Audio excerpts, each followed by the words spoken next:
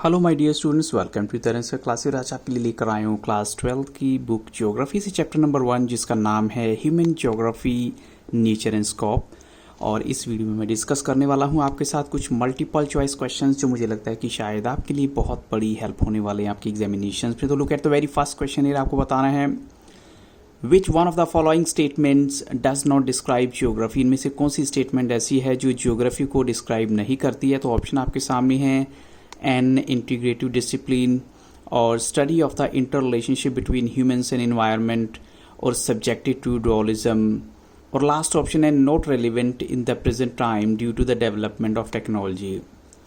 तो बच्चों यहाँ पर करेक्ट आंसर है ऑप्शन डी। उसका रीज़न क्या है कि ठीक है, हम मानते हैं कि टेक्नोलॉजी बहुत डेवलप हो चुकी है, लेकिन हम जो ज्योग्राफी की रेलेवेंस है या इम्पोर्टेंस है उसको कम नहीं मान सकते। वो भी आज की डेट में भी हमारे लिए उतनी ही ज़रूरी है जितनी टेक्नोलॉजी है।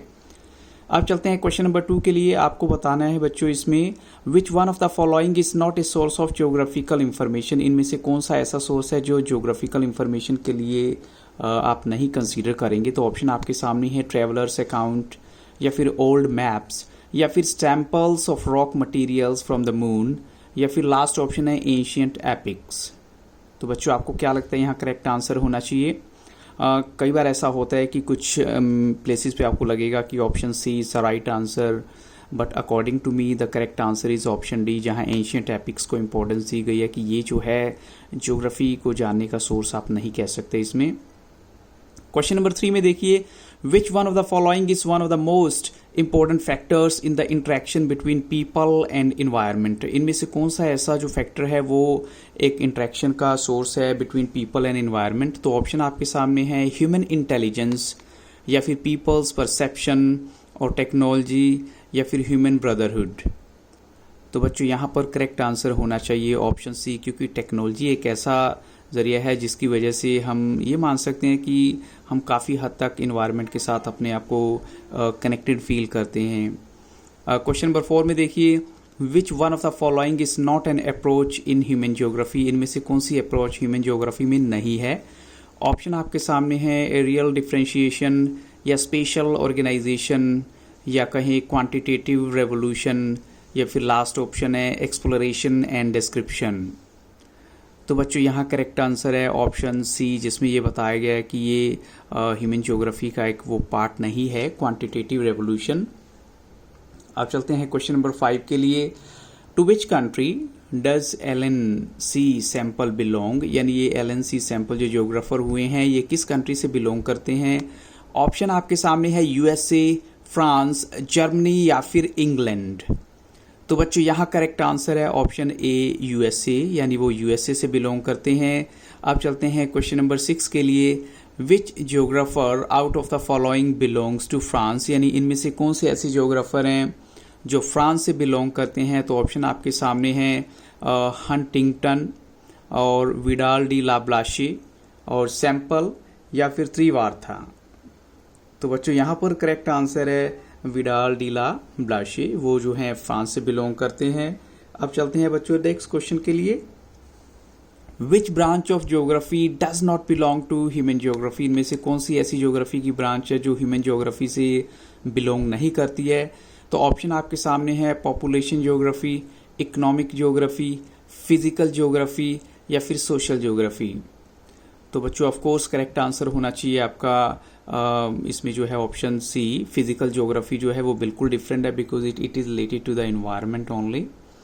अब चलते हैं question number 8। Which approach was supported by Vidal de la Blache. उन्होंने किस अप्रोच को सपोर्ट किया था। ऑप्शन आपके सामने है डिटर्मिनिज्म, पॉसिबिलिज्म, ह्यूमनिज्म, या फिर वेलफेयर अप्रोच। तो बच्चों यहाँ पर करेक्ट आंसर है पॉसिबिलिज्म को उन्होंने जो है सपोर्ट किया था।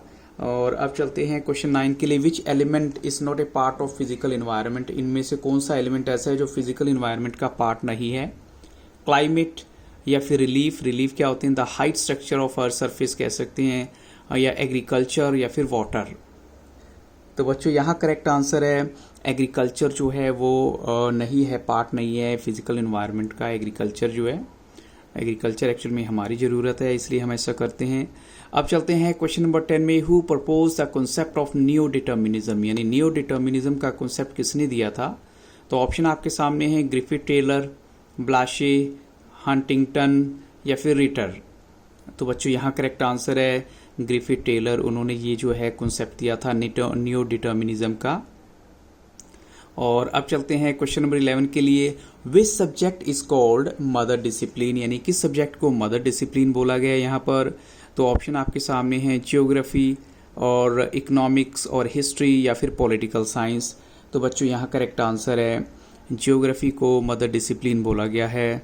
अब चलते हैं क्वेश्चन नंबर 12 के लिए।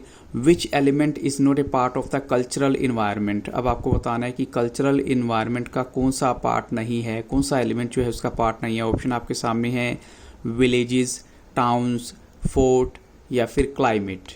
तो बच्चों यहाँ करेक्ट आंसर क्या होना चाहिए। Yes of course option D is the right answer. Climate जो है वो आपका कल्चरल इन्वायरमेंट का पार्ट नहीं है, एक एलिमेंट नहीं है। क्वेश्चन 13 में देखिए which concept help to discover fire, यानी किस कंसेप्ट ने फायर को डिस्कवर करने में हेल्प की। ऑप्शन आपके सामने हैं ग्रेविटी या फ्रिक्शन या डीएनए या डायनेमिक्स। तो बच्चों यहाँ करेक्ट आंसर है फ्रिक्शन, यानी फ्रिक्शन ने फायर को डिस्कवर करने में हेल्प की।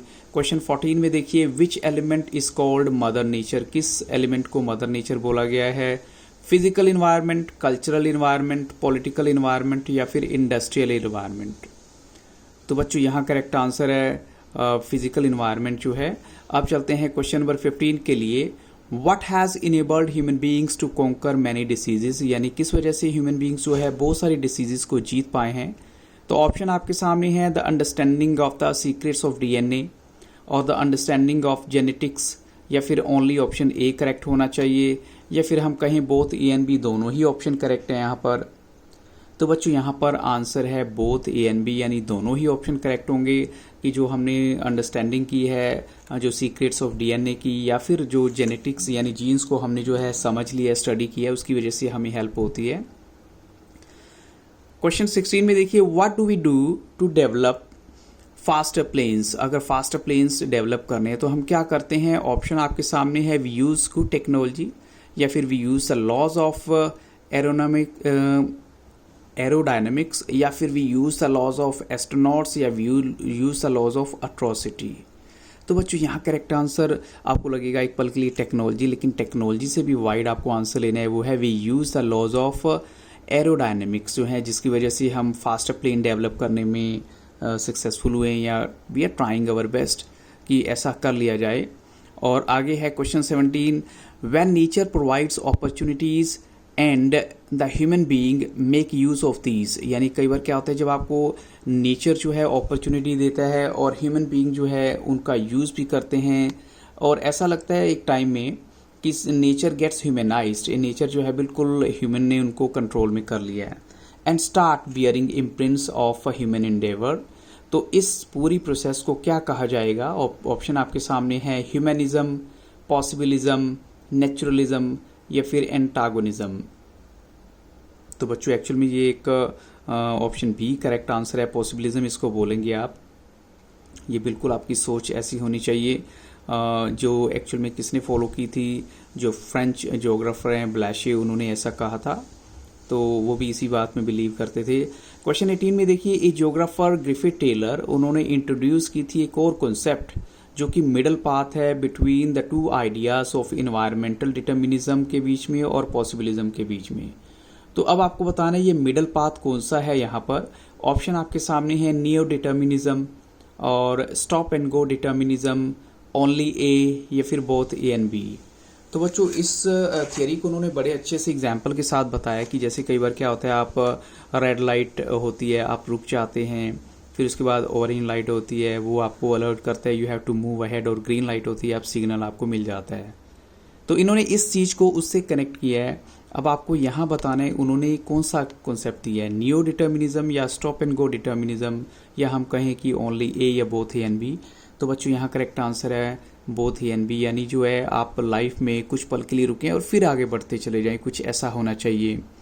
क्वेश्चन 19 में देखिए to which field of human geography does psychology belong. आपको बताना है किस ह्यूमन ज्योग्राफी के फील्ड से जो है साइकोलॉजी का रिलेशन है। ऑप्शन आपके सामने है social geography, urban geography, population geography या फिर इकोनॉमिक ज्योग्राफी जो है। तो बच्चों यहाँ करेक्ट आंसर है, it's very simple, option A is the right answer, social geography से इसका लिंक है। क्वेश्चन 20 में देखिए which field is called demography. अब डेमोग्राफी किस फील्ड को आप कहेंगे, डेमोग्राफी का मतलब क्या होता है, पॉपुलेशन से कनेक्टेड होना वर्ड। तो look at the options, cultural geography, population geography, economic geography या फिर अर्बन ज्योग्राफी। तो बच्चों यहाँ करेक्ट आंसर क्या है, ऑब्वियसली मैंने अगर आपको हिंट दिया है तो करेक्ट आंसर है ऑप्शन बी, पॉपुलेशन ज्योग्राफी जो है। क्वेश्चन नंबर 21 में देखिए which is not a fact, इनमें से कौन सी जो सच्चाई नहीं है। Population is caused due to industrial development, ये तो बिल्कुल सच है। सेकंड है ozone layer is depleted due to primitive agriculture, ये हमें थोड़ा डाउटफुल लग रहा है। थर्ड में देखिए global warming is due to green house effect, ये तो बिल्कुल सही है। और land has been degraded due to pollution, ये भी सही है। तो जिसमें डाउट है वो करेक्ट आंसर क्या होना चाहिए, option B. Yes, option B is the correct answer की ओजोन लेयर जो है वो डिप्लीट हो रही है क्योंकि प्रिमिटिव एग्रीकल्चर या पुराने स्टाइल की हम एग्रीकल्चर करते हैं, इस वजह से ऐसा हो रहा है। तो ये रॉन्ग है, बट इसके अकॉर्डिंग करेक्ट होना चाहिए। क्वेश्चन 22 में देखिए टू विच सब field of human geography does epidemiology belong. अब आपको बताना है एपिडेमोलॉजी जो है वो किससे बिलोंग करती है, किस सब फील्ड से बिलोंग करती है ह्यूमन ज्योग्राफी के। तो ऑप्शन आपके सामने है हिस्टोरिकल, जेंडर, मेडिकल या फिर मिलिट्री। तो बच्चों यहाँ पर करेक्ट आंसर है मेडिकल जो है, यानी मेडिकल फील्ड से बिलोंग करती है।